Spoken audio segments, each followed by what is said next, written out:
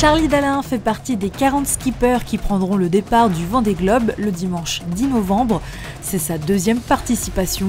Lors du Vendée Globe 2020-2021, il avait franchi la ligne d'arrivée en premier, mais c'est finalement Yannick Bestaven qui avait remporté la course. Alors je suis vraiment heureux de le refaire une nouvelle fois. Je sais ce que ça représente en termes d'engagement sur cette durée. Avant le Vendée Globe 2020, j'avais jamais passé plus de 20 jours en mer en solitaire. J'ai multiplié ce temps par 4 sur le Vendée Globe. Ça nous a beaucoup aidé dans la préparation de ce Vendée Globe. Pour mon premier Vendée Globe, je me préparais quelque part pour quelque chose que je ne connaissais pas.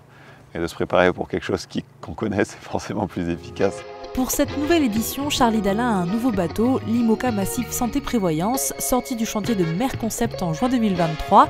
Architecte naval de formation, Charlie Dalin a participé à la conception de son bateau. On s'est basé sur mon premier IMOCA pour rendre celui-là encore plus fiable et performant en gommant les quelques points négatifs qu'on avait sur l'ancien bateau. On a beaucoup amélioré l'ergonomie du bateau aussi. Pour cette course, tout a été préparé au détail près. On a aussi beaucoup progressé sur la partie nutrition, sur la partie préparation physique, sur la partie sommeil, sur la partie aménagement de sommeil justement. J'ai vraiment l'impression d'être beaucoup plus prêt que la dernière fois. Pendant le Vendée Globe, il va faire le tour du monde sans escale et sans assistance. En fait, on me pose souvent la question, est-ce que je m'ennuie? Eh ben en fait non. En fait, paradoxalement, j'ai l'impression, c'est mon impression, que moins on est nombreux sur un bateau, moins on s'ennuie.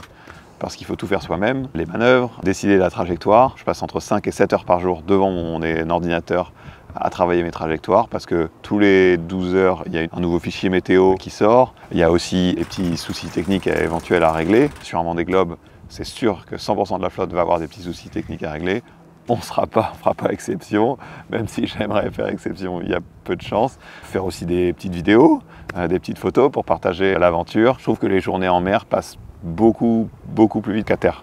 Le Vendée Globe est une course que Charlie Dalin apprécie beaucoup pour de nombreuses raisons. Je suis un compétiteur déjà, donc la confrontation, on va essayer d'aller plus vite que les autres, de choisir des trajectoires meilleures que les autres. Je suis passionné de voile depuis que je suis tout petit. Ce que je préfère dans la voile, c'est la course au large. Ce que je préfère dans la course au large, c'est la course au large en solitaire. Donc autant dire qu'avec le Vendée Globe, je suis servi. J'aime bien être maître de mes choix, de faire mes choix, de décider quand est-ce que je change de voile, à quel moment je change de voile, à quel moment je dors, à quel moment je mange.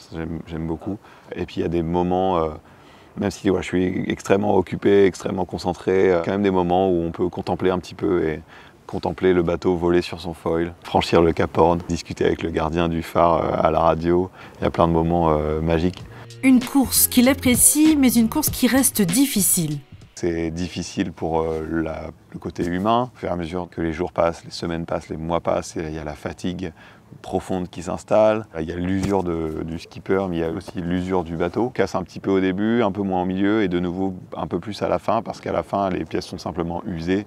Elles sont au soleil, elles sont dans les éléments, elles sont contraintes. On tire dessus depuis des mois et on se retrouve souvent à refaire des interventions pas mal à la fin de la course. Et aussi le côté mental est très difficile. J'ai toujours pensé que j'étais quelqu'un de très stable, très linéaire dans mon humeur. Et en fait sur le Vendée Globe, le Vendée Globe vient un peu à bout de tout le monde. Le jour où on va avoir un peu un ascenseur émotionnel, quoi. On va être peut-être très euphorique, très heureux d'un coup tactique, d'un choix stratégique. Et en fait, la minute d'après, on peut avoir peut-être un souci technique important et du coup de se retrouver un peu le moral dans les chaussettes. On va tous faire face à ça sur le Vendée Globe. Et en fait, là où la différence se fera, c'est les marins qui arriveront à se remobiliser, à repasser dans un mode positif, à repositiver, à sortir un peu de cette phase un petit peu de moins bien.